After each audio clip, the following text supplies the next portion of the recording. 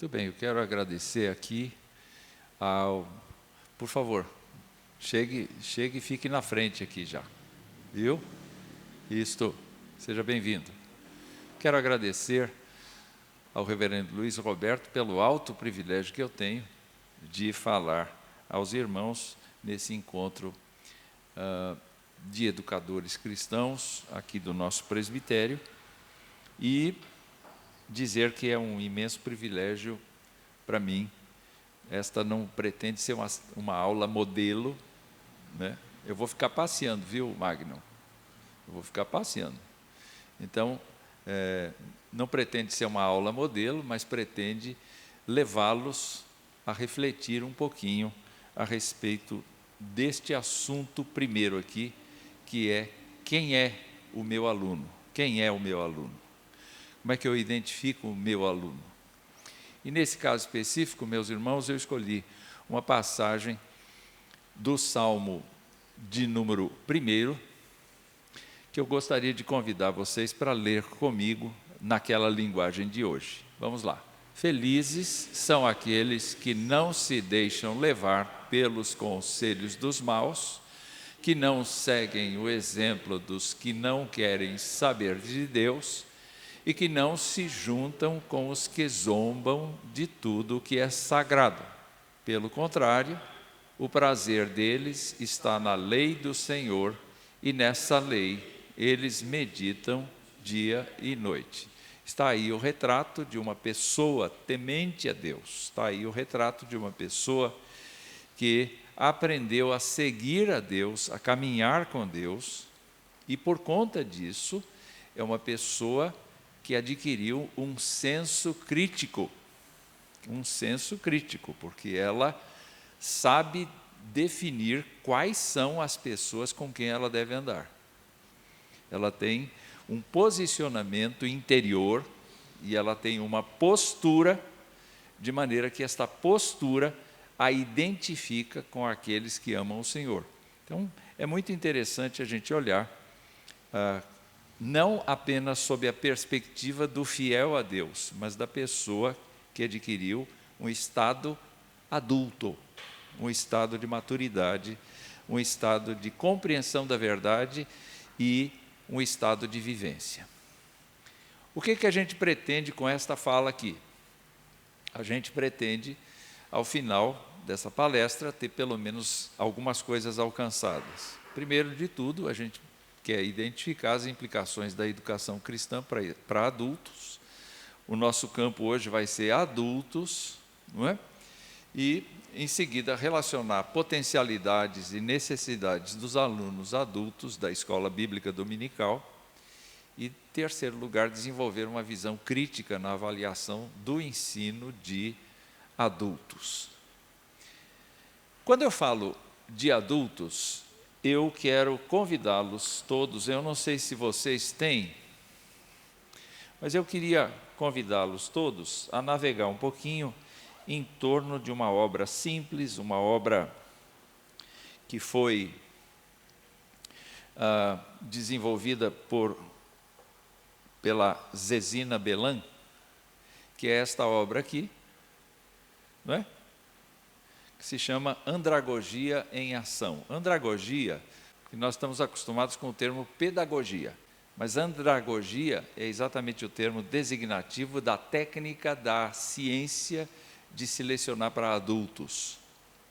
Então, é uma obra interessante e a gente vai basear muita coisa do que vai ver aqui nesses slides em cima desta obra, que é uma obra agradável de ler, é fácil de ler, é rápida de ler e vai nos ajudar bastante nos desafios de professores de adultos.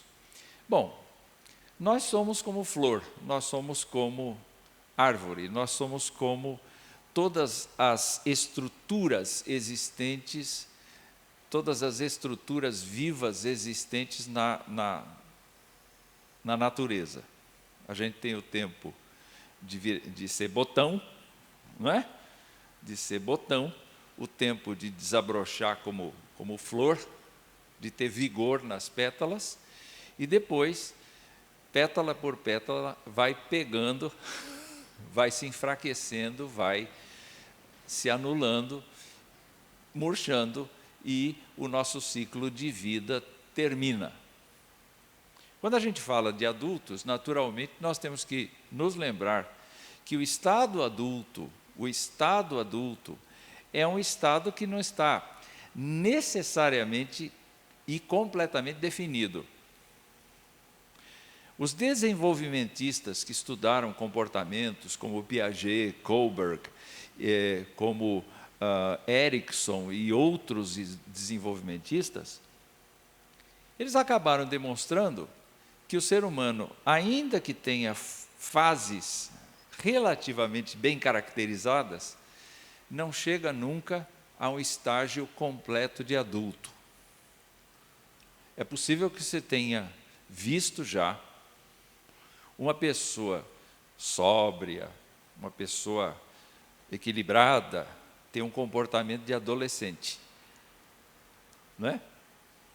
Eu não sei se vocês já viram, por exemplo, uma pessoa que efetivamente arruma um caso fora do casamento.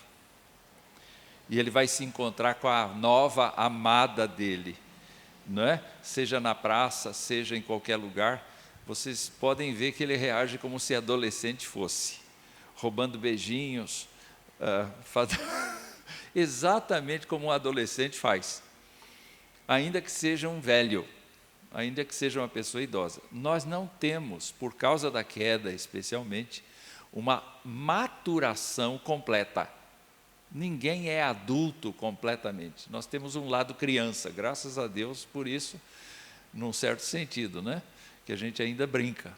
Eu me lembro que, num acampamento que eu falei sobre masculinidade, eu levei peão, aquele com cordinha, e até gente de 80 anos rodou peão lá. Lembrou o tempo de infância. Quando nós falamos de pessoas, nós temos que nos lembrar que todas essas modificações acontecem na vida da gente. São modificações físicas, são deficiências de órgãos, são deficiências do mecanismo da nossa estrutura.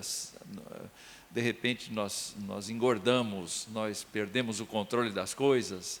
Quer dizer, isso é próprio desse ciclo que a gente vem falando.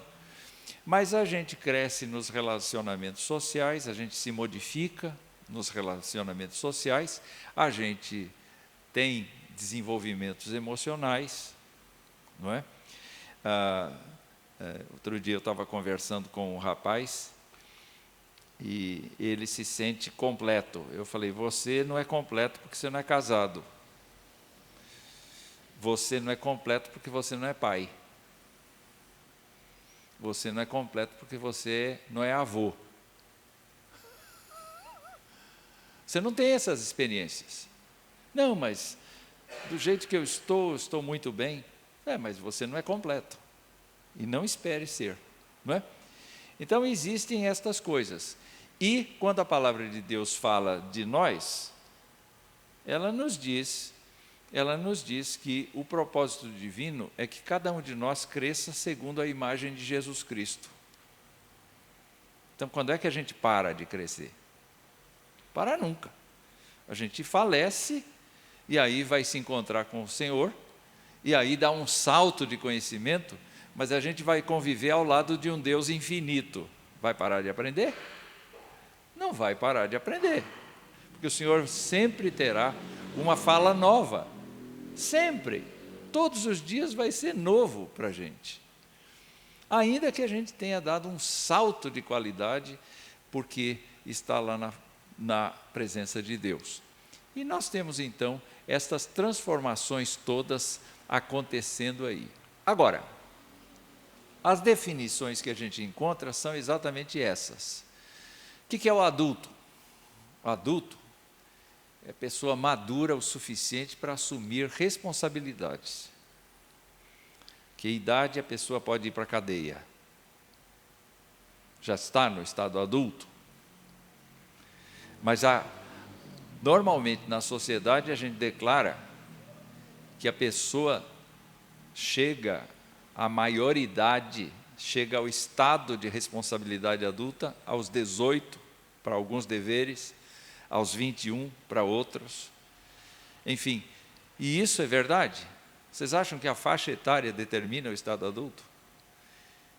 Dificilmente, não é? Porque a gente vai encontrar meninos de 40 anos que não querem sair da barra da saia da mãe e pessoas experientes que estão com 16 anos, perderam pai e mãe e já são sustento da casa, já...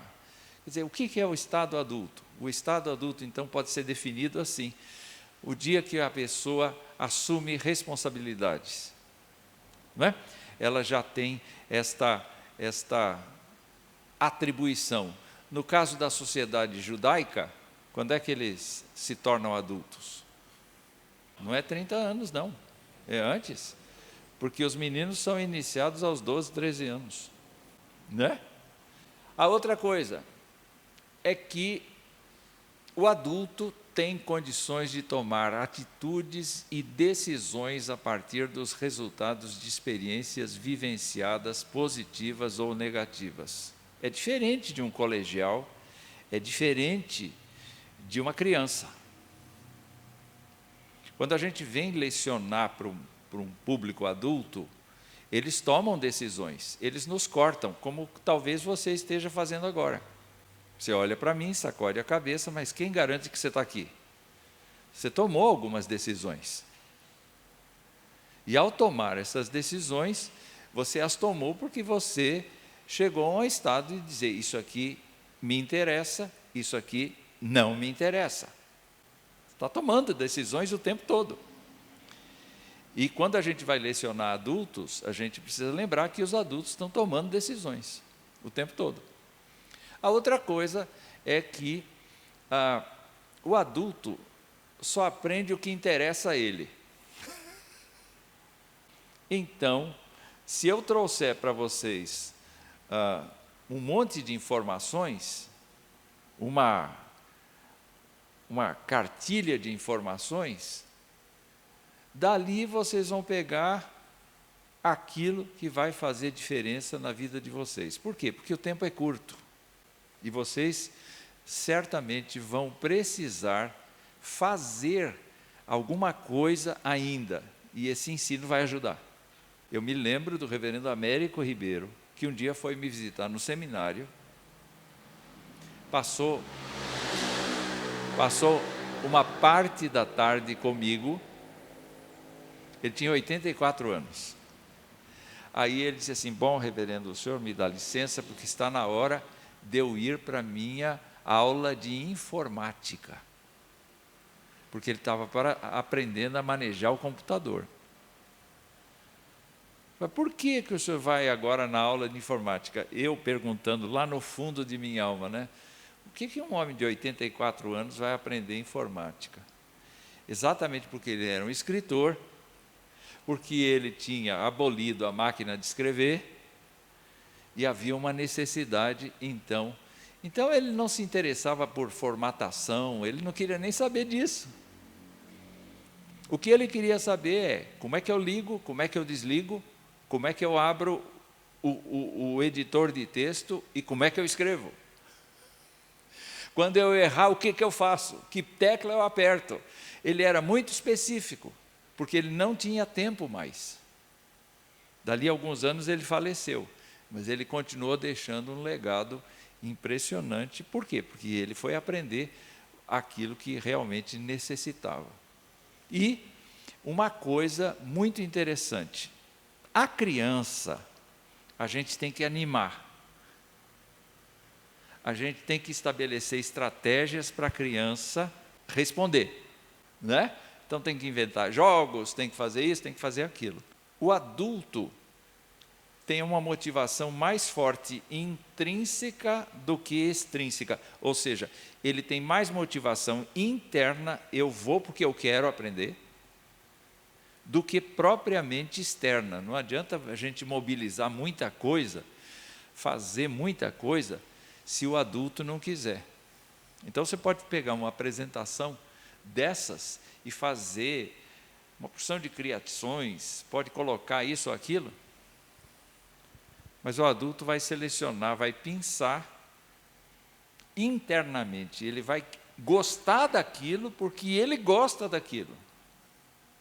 Não é? Ele gosta daquilo. Então, estas características são mostradas pela Zezina, e eu vou continuar aqui lembrando como é que um adulto se forma. O adulto, na verdade, é composto de pelo menos essas partes aí. Ele tem uma parte em que ele tem uma herança familiar, ele tem uma genética, e essa genética o acompanha, quer ele queira, quer não. E ela determina diversas situações, porque foi educado assim, a constituição da pessoa é assim. Então, este é o lado mais natural dele. Mas tem o lado em que ele foi construído no seu convívio, né? No seu convívio. A minha tia, ou melhor, a tia da minha esposa, fala o português com muita precisão. E a minha esposa foi imitar a tia. E disse assim: a camisa do reverendo é verde. Aí a minha neta, que mora em Salto, disse: não, vó, a senhora errou. É verde. Aí disse: como? Verde. Vocês já pensaram, tem algum carioca aqui? Não tem nenhum carioca aqui. Tem baiano. Tem baiano. Então vamos pegar uma palavra baiana com R no meio. Verde. Ok. Tem outra linguagem diferente? Você fala o que de Sorocaba? Fala verde. Verde. É verde. Muito bem. Quem nos ensinou a falar verde ou verde? O ouvir. O ouvir, o simplesmente ouvir, o repetir o que todo mundo repete, nos fez. Agora, vocês já tentaram falar verde como um carioca? Fala verde. Que movimento você tem que fazer com língua e com a boca? E fala verde. Não, mas o que acontece com a língua? Vocês estão percebendo que nós somos fruto desse meio? Então, na cosmovisão que a gente vai adquirindo da vida, a gente certamente vai levando não só aquilo que a gente herdou dos nossos pais. Eu fui fazer check-up esses dias e eu herdei uma doença do meu pai e herdei uma doença da minha mãe. Estou firme. Era um casal mesmo que me gerou, porque eu peguei um mal de cada um, não é? As pétalas da minha flor estão murchando daqueles lados lá, não é? E a grande questão é que nós, efetivamente, somos absorvidos sem perceber pelo meio em que nós vivemos, e nós adquirimos a cultura do lugar, a situação toda. Nós não chegamos a ser fruto do meio, mas nós recebemos fortes influências do meio, não é? O fato é que nós temos, então, um terceiro depósito, que é o depósito da nossa preparação pessoal.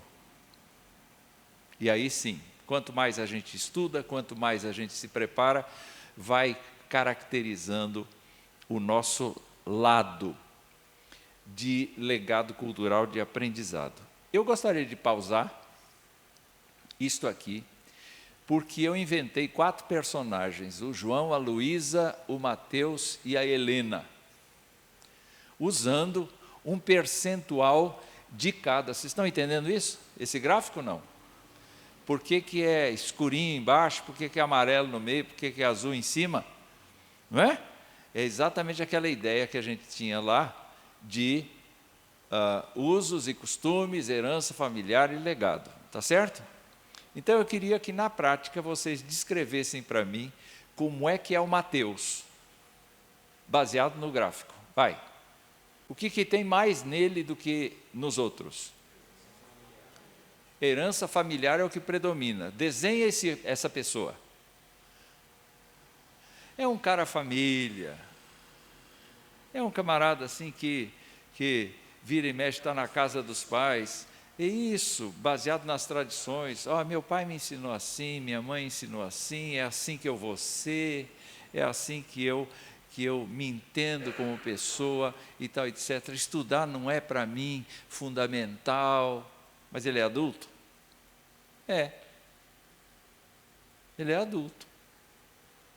Por quê? Porque tem que tomar decisões, porque tem que ter aprendizado intrínseco, porque tem que ter uma série de situações. Vamos ver um outro teste aí. Como é que é o João? Tem mais legado cultural. Então desenha o João. Onde que ele vive, ele se enturma facinho com a cultura do bairro dele, com a música do bairro. É uma pessoa tipo, vamos dizer, um carioca, vamos dizer, do exemplo. Ele gosta de estudar? Vai depender se ele nasceu tipo num lugar tipo de Harvard, aí sim, mas se não, não. Na verdade, eu acho que o legado cultural está mais dentro da ideia, não dele se enturmar, que seria o de baixo, que seria os usos e costumes. Seria muito mais dele se preparar, dele se mobilizar como pessoa, dele estudar. Então, aparentemente, o João é uma dessas pessoas que vai pouco na casa do pai e da mãe. É um estudante profissional, é uma pessoa que efetivamente se tornou acadêmica, é uma pessoa que tem uma linguagem assim alta, de abstração, é uma pessoa totalmente diferente da outra. O João é mais família, né? Aliás, o Mateus é mais família, não é isso? Vamos falar das moças. Qual é o exercício aí? Vai. Vocês estão compreendendo o que eu estou fazendo? Então, conversa sobre a Luísa, por exemplo. Consegue lidar melhor com as três coisas, né? Mas ela já está um pouco mais inserida no meio, na cultura, do que na família, né? Mas está com mais equilíbrio. Mas ela não deixa de ser uma boa ajudante em casa, né? Aparentemente. Aparentemente não. Melhor que o João, por exemplo. Pois é. Vocês estão conseguindo visualizar a personalidade, a composição dessas pessoas? Quer dizer, tudo é teoria aqui, mas vocês estão conseguindo criar essa novela? Estão conseguindo criar essa novela? Muito bem. Então vamos prosseguir aqui. Eu tentei dar uma definição do que seja uma pessoa adulta. E do ponto de vista cristão e teológico, eu diria que o adulto, é todo aquele que, mediante um processo harmônico de crescimento de todas as partes de seu ser, em integração com Deus, consigo mesmo, com outros seres humanos, com a natureza, chega ao estado mais avançado possível para uma criatura falível em sua vida terrena. Vivência semelhante à daquele que o criou, Deus, o que ocorre somente pela vontade soberana e ajuda do próprio Deus. O que é um adulto? Um adulto é uma pessoa que está crescendo, se desenvolvendo, se apagando, desaparecendo, mas ao mesmo tempo é uma pessoa que está evoluindo. O objetivo divino é sempre este, que nós cresçamos em tudo naquele que é o cabeça, Cristo Jesus. E, preferencialmente, um adulto não deve perder os seus referenciais de usos e costumes, de herança familiar e de legado cultural. Ele deve equilibrar essas coisas todas. E ainda assim, ele é um pecador, é falível, mas ele está no caminho proposto por Deus, quando ele se entrega a Jesus Cristo como seu Senhor e Salvador. Não é? Então, eu posso fechar a questão aqui, mais ou menos com esta ideia. É todo aquele que, mediante um processo harmônico, de crescimento de todas as partes do seu ser em integração com Deus, consigo mesmo, com outros seres humanos e com a natureza, chega ao estado mais avançado possível para uma criatura caída. Não é? Quando a gente pensa, então, na nossa sala de aula na igreja, o nosso compromisso com as pessoas que estão aqui é lembrar que elas são compostas de maneira diferente. Totalmente diferente. Algumas têm, inclusive, conhecimento maior do que o nosso em determinadas áreas. Então, não é um relacionamento de cima para baixo. É um relacionamento de iguais. Porque assim como eu estou crescendo um crescimento harmônico, aqueles para quem eu estou dando aula também estão crescendo num processo harmônico, ou deveriam crescer. E nós deveríamos, então, nos aproximar de cada aluno nosso para facilitar que ele tenha o crescimento equilibrado. É muito interessante isso aí. Vamos continuar. Eu fiz um gráfico aí, e eu gostaria que vocês me ajudassem com esse gráfico também. Tá bom? Eu quero colocar esse gráfico em discussão aqui para vocês. Dá para entender, né? Eu coloquei algumas situações aqui daquilo que se chama jovem, partindo de 21 anos de idade. Estou supondo 21 anos, estou partindo dessa medida. E eu estou indo até 99. O reverendo Luiz Roberto está quase lá, não é? Olha, ele até vai embora já. Então, eu coloquei do lado aqui uma classificação, eu não sei se vocês concordam ou não, não é? Se vocês concordam ou não com ela, mas eu pressupus que um jovem vai de 20 a 30 anos, mais ou menos, um adulto jovem vai de 31 até 42, mais ou menos.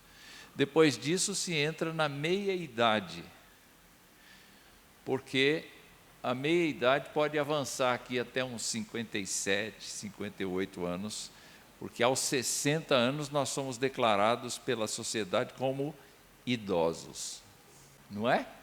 Então nós vamos para o adulto idoso, e a partir dos 80 anos, 81 anos, a gente diz que o camarada é velho.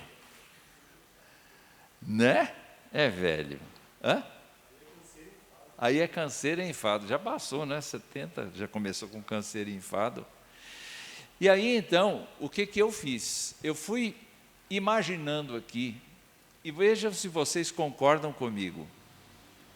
Nós estamos falando de formação de carreira. Quando é que a gente consolida a carreira? Não é? Quando é que a gente está formando a carreira? Olha, hoje em dia, a gente já tem doutor com 30 anos, fácil.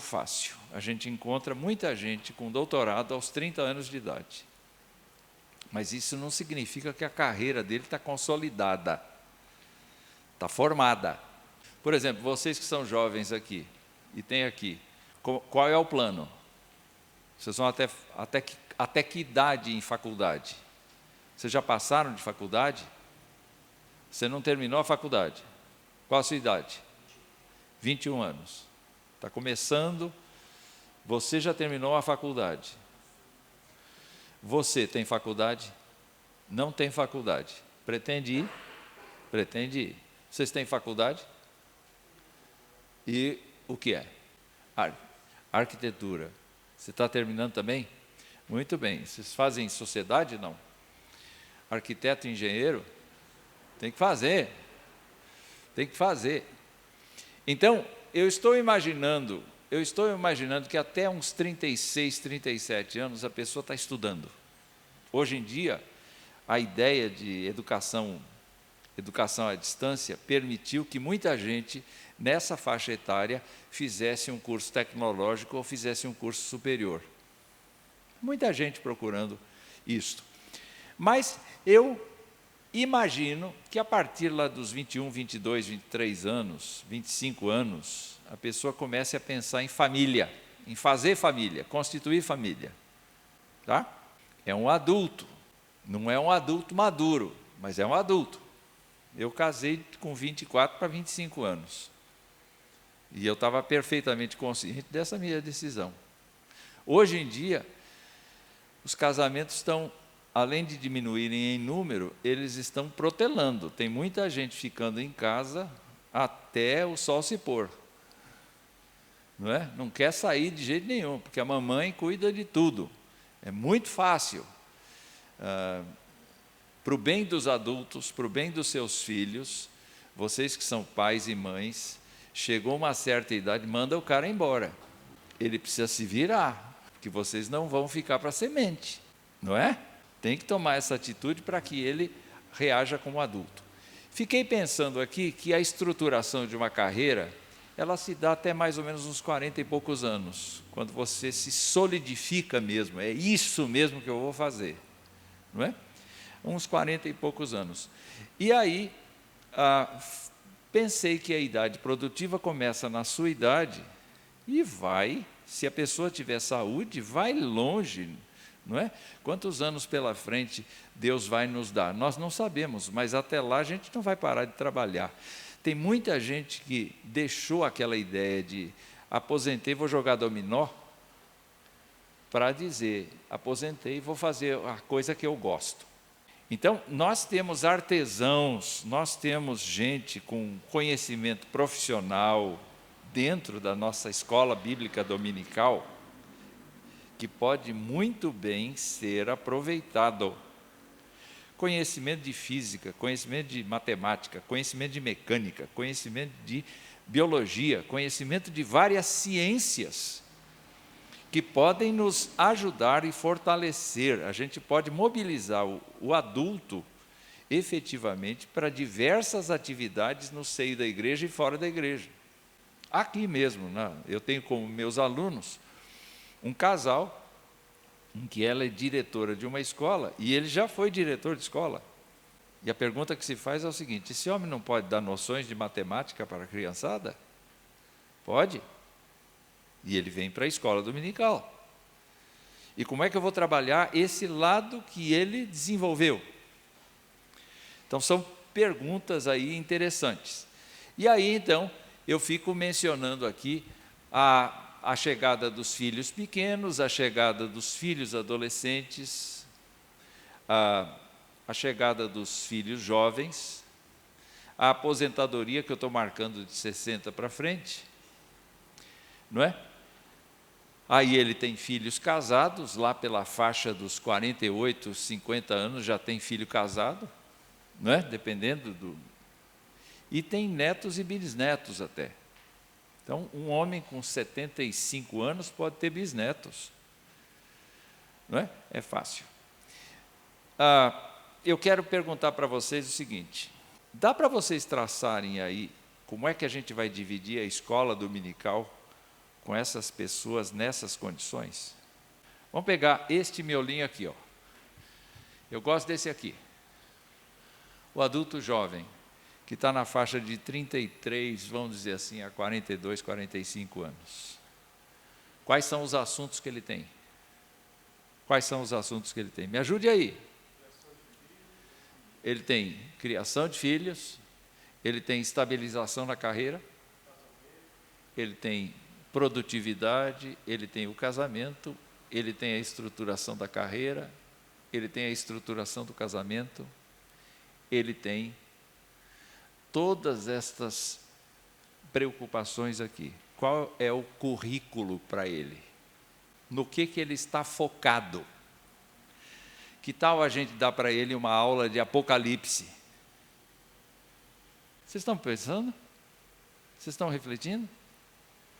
Porque esse adulto, ele está sendo educado.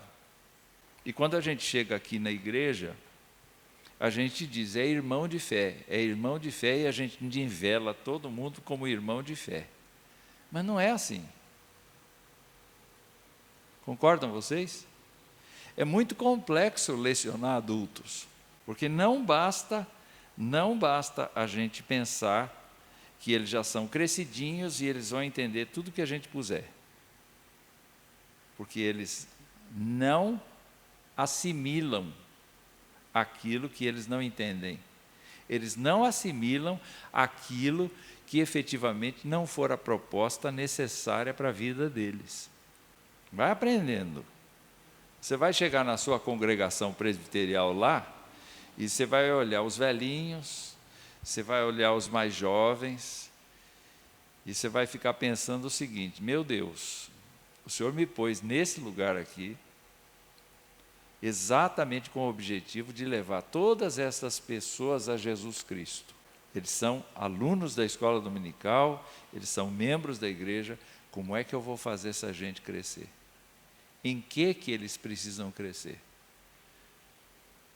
Então nós temos que investigar exatamente isso, esse cuidado de levantar como é que é a natureza dos nossos crentes. E a gente precisa canalizar as energias da igreja numa multiplicidade de processos educacionais. Lembrando sempre que a nossa missão é conduzir cada pessoa a Jesus. Tá bom? Então, diante daquilo que a gente ouviu e viu, nós temos a situação de que os adultos, para aprender, precisam saber da finalidade daquilo. Os adultos precisam entender, e eles têm facilidade maior de aprender determinadas coisas por conta da experiência de vida que eles já têm. Então, para quem vai lecionar para adultos, é muito bom ter o procedimento de Jesus. Jesus era muito de imagem, muito de história, muito de comparação. Então é importante a gente entender, quando vai lecionar para adultos, a gente entender um pouquinho das coisas. Entender como é que funcionam máquinas, entender como é que funciona a planta, entender como é que funcionam as coisas da vida. Porque é mais fácil a gente comunicar para o adulto sob a ótica das coisas da vida dele. E ele faz aplicações, não é? Então eles percebem a aprendizagem como resolução de problemas. Eles também têm mais motivação para aprender se o conteúdo a ser aprendido for de aplicação imediata. O que eu vou fazer com isso? Então é necessário a gente se lembrar que o adulto tem essa especificidade. Lembrar também que a bagagem de experiências do adulto é fundamental para você ter uma aula de sucesso. Um professor amigo meu disse assim: diga lá na sua palestra que, mesmo que você fale uma coisa absolutamente fácil, não é tão óbvio para todo mundo. As pessoas não têm um mesmo grau de abstração, as pessoas não têm. Então, cada professor deve se entender como alguém que ajuda o crente a pensar. Não fica atrás de uma plataforma, usa um teologuês, usa um cristianês, usa isso ou aquilo, mas eventualmente fala no chão de fábrica, fala muito simples, usa de simplicidade, ainda que seja profundo teologicamente, precisa ter uma visão do simples, precisa traduzir mesmo as coisas. E um outro autor chamado Pozo, Juan Carlos Pozo, disse o seguinte, que a aprendizagem deve produzir mudanças duradouras. Ele não fez nenhuma novidade. Tiago diz o quê? Todo aquele que é ouvinte da palavra e não praticante é como uma pessoa que olha no espelho e logo se esquece da sua fisionomia. Tem que ser praticante da palavra. Então, o que a gente vai entender que está acontecendo na nossa classe? Se porventura os crentes começarem a progredir, e como é que a gente vai saber se eles estão progredindo? Se a gente tiver uma abordagem pessoal. Então, na classe de adultos, a gente precisa, na classe de jovens, jovens adultos, a gente precisa ter uma abordagem pessoal. O professor precisa se identificar com cada aluno, cada aluna, exatamente com a responsabilidade de verificar se há mudanças acontecendo. E o Pozo ainda indica que deve-se poder utilizar o que se aprendeu em outras situações. Então, aprendizado é isso. Há uma coisa interessante. Você sabe que o crente aprendeu a vencer uma tribulação quando ele diz assim: eu já passei por outra e Deus me guiou. Eu vou ficar sereno nesta. Eu não vou ficar tribulado outra vez como eu fiquei lá atrás, porque eu sei que Deus cuida de mim e Deus cuidou de mim. Então isso é aprender. Mas se o crente toda vez passa por um problema, vai ficar nervoso do jeito que ficou da primeira vez, ele não aprendeu nada. Não é? Então, o aprendizado passa por aí. O que se aprendeu em outras situações deve ser utilizado agora. E a prática deve se adequar ao que se tem que aprender. Ou seja, toda a experiência docente nossa tem que visar o estreitamento com o aluno. Tem que ter esse estreitamento com o aluno. É ter contato visual com o aluno. É chegar e percorrer o espaço. Eu sei que há estilos de professores que ficam só aqui. Mas numa classe de adultos, muitas vezes, o contato físico é necessário. Porque a pessoa se sente amada pelo contato físico. Ela não tem isso em casa, mas ela tem do professor dela. Então é muito interessante a gente olhar estas coisas acontecendo. E o Pozo, então, diz que os resultados de uma boa aprendizagem são domínios de fatos e comportamentos. A pessoa começa a se dominar. Isso significa que ela aprendeu. Ela tem uma interação social mais desenvolvida. Ela aprende a perdoar. Ela aprende a abençoar. Ela sai do seu espaço e ela vai na direção do outro. Isso quer dizer que ela aprendeu alguma coisa que lhe foi ensinada. A aprendizagem verbal e conceitual, ela aprende a pregar, ela aprende a lecionar, ela aprende a se expressar na frente do grupo. Uma vez eu estava conversando com Eliseu Queiroz, o grande Eliseu Queiroz. Está vivo ainda? Já faleceu. E ele ficava todo orgulhoso porque ele disse assim: reverendo, todos na minha igreja fazem oração. Todos. E todos fazem ao mesmo tempo, porque se eu colocasse cada um na fila, não ia dar tempo, não havia culto que chegasse, porque todo mundo ia querer orar. Eu disse assim: mas como é que o senhor chegou a que os crentes todos não tenham vergonha de levantar a sua voz e orar? Porque eu não quis entrar nessa discussão. Eu só quis entrar na discussão de como é que cada crente não tem vergonha de orar em público. Lá na igreja da Hortolândia, eu faço sempre, quando eu dirijo o culto, eu não chamo ninguém para orar. Eu disse assim: vamos orar voluntariamente. Quem sentiu o desejo de orar, faça a oração. E fica aquele tempão esperando. Um dia eu perdi a paciência e disse assim: alguém de vocês teve vontade de orar? E por que não orou? Não, eu fiquei esperando um presbítero orar. Aqui não tem presbítero ou despresbítero, diácono ou desdiácono, não tem nada. Tem crentes.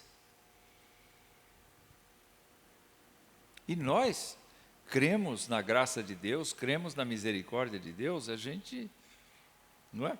Eu me lembro que quando eu cheguei aqui, a Leonor A Leonor disputava com o seu Ulisses. E a Holandinha. Quer dizer, tinha uns 3 ou 4 aí que eram os que ficavam assim. O pastor dizia assim, olha, vou pedir que alguém faça oração. Eles já estavam assim, né? Pronto para começar. Mas às vezes as igrejas não tem ninguém que queira voluntariamente orar. E lá na igreja dele, ele tinha isso, todo mundo. Ele disse assim, sabe onde é que eu treinei os meus crentes?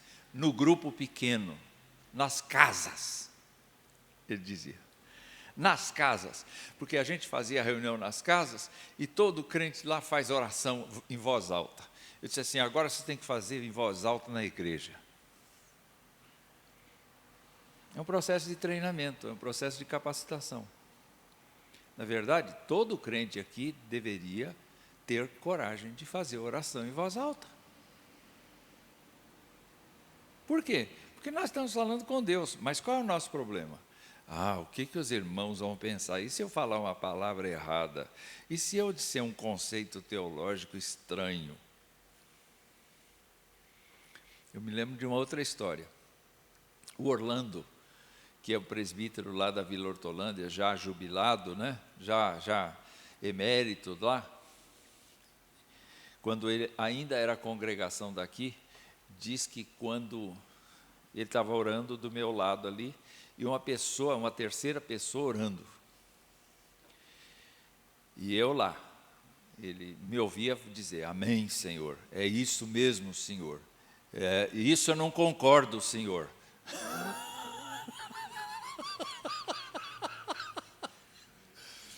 Aí ele disse que quando ele ouviu isso, eu não concordo, Senhor, ele abriu os olhos e ficou me olhando. A pessoa pediu um treco totalmente inconveniente lá, eu vou concordar, vou falar amém? Eu não. Aí ele disse assim, por que o senhor falou aquilo?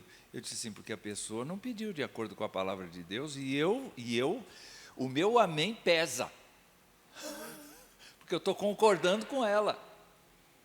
Mas a maioria de nós nem amém fala. Pode falar lá na mente, mas como é que a gente vai capacitar esse pessoal para concordar na oração? Como é que a gente vai envolver esse pessoal? Então é necessário a gente pensar que um dos motivos da gente estar aqui é de desenvolver a comunicação do povo. Os adultos precisam aprender a se comunicar. E proceder, não é? E proceder.